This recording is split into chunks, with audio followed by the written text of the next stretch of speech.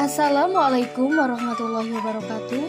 Perkenalkan, nama saya Iis Dahlia dan teman saya Nur Eliza Fauzia.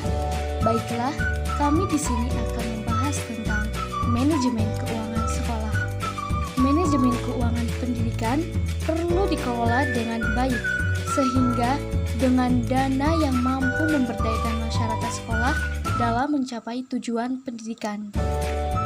Yang pertama, apa itu manajemen sekolah? Manajemen keuangan sekolah merupakan aplikasi konsep dan unsur-unsur manajemen dalam mengatur, memanfaatkan, dan mendayagunakan keuangan organisasi atau satuan pendidikan untuk memfasilitasi pelaksanaan kegiatan pendidikan secara efektif dan efisien melalui proses perencanaan, pelaksanaan, pertanggungjawaban, dan pengawasan secara sistematis dan sinergis. Dan terdapat 3 tujuan penerapan manajemen di sekolah.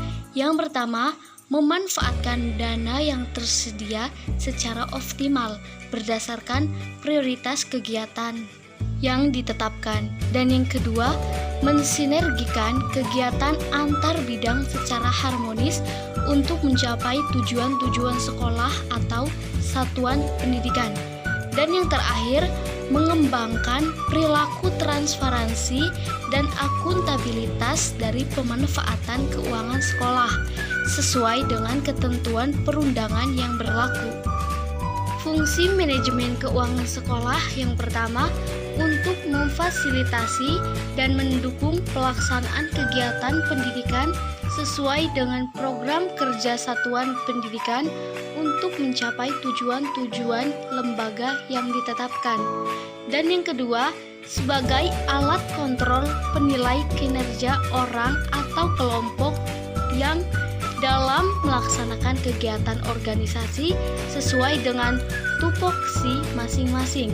Dan yang ketiga, acuan bagi semua pihak yang terlibat dalam program pendidikan di sekolah atau satuan pendidikan dalam pelaksanaan tugasnya, sehingga program-program sekolah dapat dilaksanakan. Adapun prinsip-prinsip manajemen keuangan yaitu transparansi, akuntabilitas, efisiensi, dan keadilan. Dan yang pertama di sini saya akan bahas transparansi.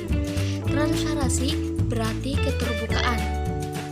Transparansi di bidang manajemen berarti adanya keterbukaan dalam mengelola suatu kegiatan di lembaga pendidikan. Bidang manajemen keuangan yang transparan berarti adanya keterbukaan dalam manajemen keuangan lembaga pendidikan, yang keterbukaan sumber keuangan dan jumlahnya, rincian penggunaan dan pertanggungjawaban harus jelas sehingga biar memudahkan pihak-pihak yang berkepentingan untuk mengetahuinya. Transparansi keuangan sangat diperlukan dalam rangka meningkatkan dukungan orang tua. Dan yang kedua, akuntabilitas. Akuntabilitas adalah kondisi seseorang yang dinilai oleh orang lain karena kualitas performasinya dalam menyelesaikan tugas untuk mencapai tujuan yang menjadi tanggung jawabnya.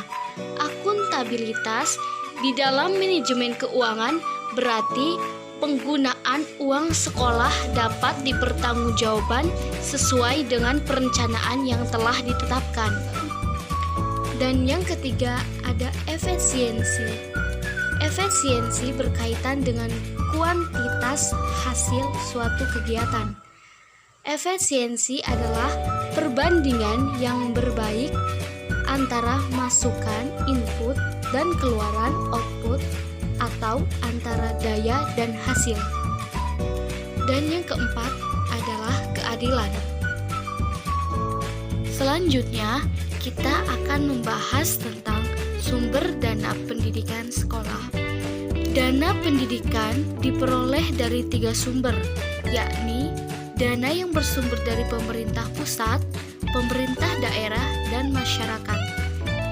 Dana yang bersumber dari masyarakat dapat dikelompokkan menjadi 2 bagian, yaitu dana yang berasal dari swasta yang dalam prakteknya membutuhkan bantuan orang tua murid, dan negeri yang biasanya digunakan untuk pembiayaan piagam dan lain-lain. Baik, kita akan membahas satu persatu sumber dana pendidikan di sekolah. Yang pertama, di pemerintah pusat, yakni berupa dana BOS dan subsidi. Dana BOS, semua pemerintah daerah memperoleh dana ini yang diperhitungkan berdasarkan jumlah siswa. Lalu ada lagi subsidi.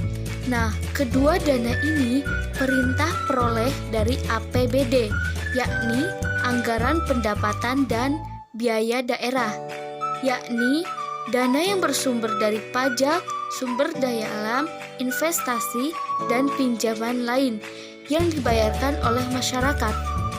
Yang kedua, dana dari pemerintah daerah yang berupa dana BOP dan sekolah bebas biaya.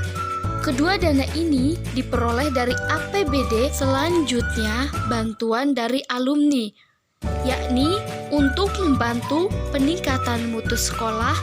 Biasanya, bantuan buku-buku, alat, dan perlengkapan belajar. Berikutnya, dana dari peserta kegiatan. Dana ini dipungut dari siswa sendiri atas anggota masyarakat yang menikmati pelayanan pendidikan tambahan. Biasanya kita temui ekstrakurikuler seperti pelatihan komputer, kursus bahasa Inggris, atau keterampilan lainnya. Selanjutnya, dana dari kegiatan wirausaha sekolah. Ada beberapa sekolah yang mengadakan kegiatan usaha untuk mendapatkan dana. Nah, dana ini merupakan kumpulan hasil berbagai kegiatan wirausaha yang pengelolaannya dapat dilakukan oleh staf sekolah atau para siswa. Misalnya, koperasi, kantin sekolah, bajar tahunan, usaha fotokopi, dan lain sebagainya.